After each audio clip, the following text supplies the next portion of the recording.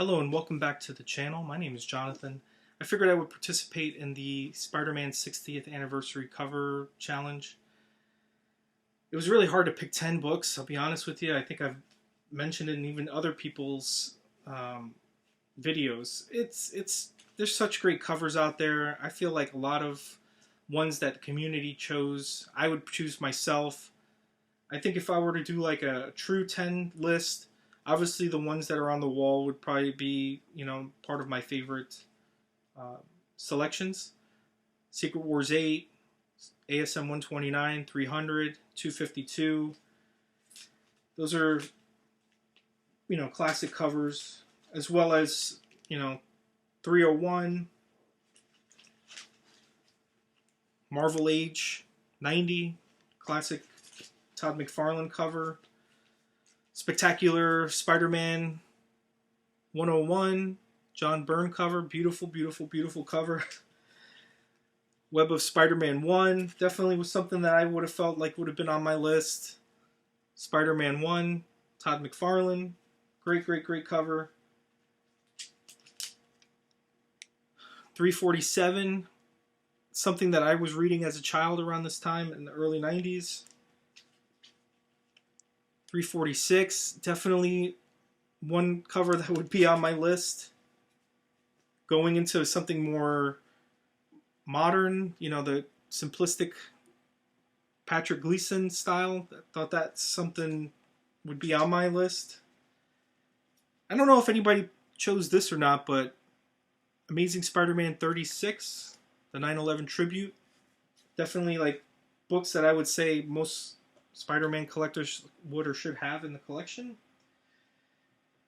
I love John Romita Spider-Man. It was kind of hard to choose and say, all right, well, which covers do I have in the collection that I would like to show or put on my list?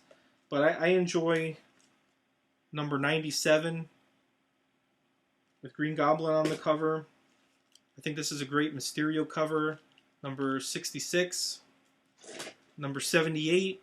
First Prowler, definitely some great covers. So I think if what I want to do is maybe go into some things that are maybe not as popular or well known. Even though I know this cover here is definitely well known. It's a beautiful Mike Zeck cover, Web of Spider-Man 32. I absolutely love this cover. I just actually unboxed this today on video, and I was very happy to find this. So this is something that, like I said, I absolutely love. Something that's a little bit more modern. It's Amazing Spider-Man 658. I want to say it's a Diverjovic cover. Strictly, this is a cover by, but I think it's art. It's just such a cool cover. I don't think there's really any significance other than it's a Future Foundation suit. It's not his first appearance or anything, but I absolutely love this cover. I think it's really cool. So that was part of what I wanted to show. So this one here is Spectacular Spider-Man number 66. I believe this is like a Hannigan and Milgram cover. I like the colors of it. It's very bright and vibrant, and it's just kind of busy. So I think I figured I would put this on a list. Wouldn't be something that I would think too many people would pick or choose. Same thing with this. This is a Spectacular Spider-Man 69. I believe this is Hannigan and Milgram. And it's just such a busy cover. It's just got so much going on, a lot of color, and I thought it's kind of cool. So that's why I wanted to pick that. Going again into the Spectacular Spider-Man run, number 99, Al Milgram cover. Definitely love Spot as a character, and just what's going on here with him coming out of the different portals and hitting him.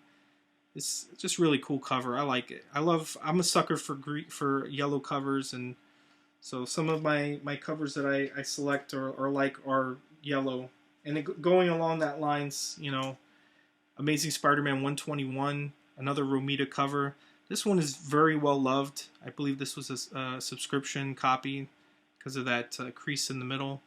But low grade is better than no grade. This was something that my stepfather had given to me into my collection, so definitely happy that I have this. I probably couldn't afford to buy it now, in a sense. Going along with another Larson cover, this is Spider-Man 21, obviously after McFarlane's run. So Spider-Man with Deathlock. And I want to say that they had a figure. I actually had the figure at one point. I actually sold it because the figure was going for like $90, but I thought it was kind of interesting, the original Toy Biz figure that they made for this, and the cover. It's kind of cool, different. So this book, Amazing Spider-Man 539, brings me back to, you know, the Web of Spider-Man Black Suit days. I think this is an interesting cover. I like it. That's part of why I picked it. Now this, I don't know, this is probably like one of my favorite Alex Ross Spider-Man covers. It's Amazing Spider-Man 792. This is actually the first appearance of Maniac, but just how everything's drawn here. I'm so in love with this book. I almost want this slabbed, but it's probably one of my favorite covers. Another cover that I like that I don't have in the collection is actually a Jamal Campbell. He did a Spider-Man 1. It was like a New Mutants 98 homage. And that's like one of my favorite covers. I don't even have it. But something maybe not cover related, I ended up finding, a friend gave it to me and I thought it was kind of cool. But it's a Marvel poster book, Amazing Spider-Man. And it's got some great covers, posters.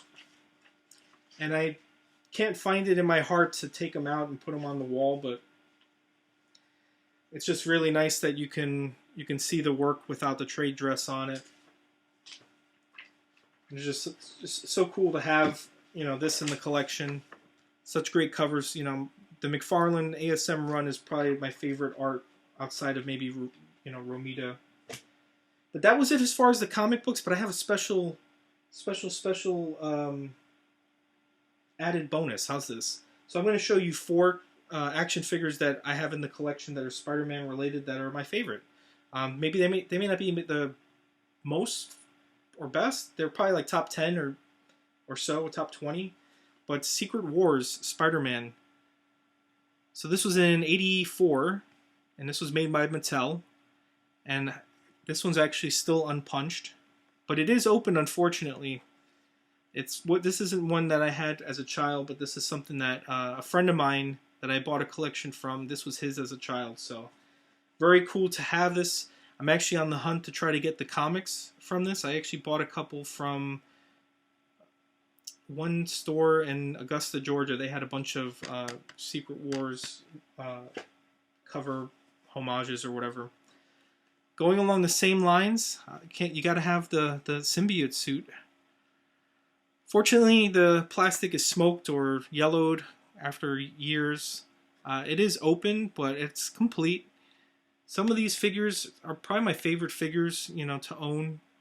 The Hobgoblin is such an expensive figure, and it's really cool. But figured I'd show that. That's figure number 2. Now this next one here brings me back to my childhood because I was a huge Marvel vs. Capcom fan. So this is pretty cool. It's got Strider and it's got Spider-Man. And this is kind of an expensive figure. I want to say it's, you know, on average is maybe about 90 or 100 bucks in box. So I'm definitely happy to have this. I think this is such a cool figure to have. And then I guess the last figure that I'm going to show you, I just shared on Instagram recently. It's a Marvel Legends, and it's part of the Sentinel Build-A-Figure series. So this is a classic Spider-Man, Amazing Fantasy 15. So very happy to have this in the collection. I don't actually have all the pieces for this Sentinel Build-A-Figure. It's something I have to work on.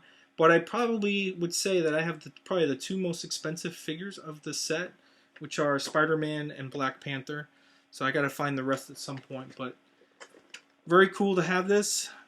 And I hope you enjoy the video. Let me know what your favorite cover is that I showed. And hopefully take a moment and participate in the challenge. And be sure to let Brian know so that he can put you in, I believe, the video loop. Thank you and take care.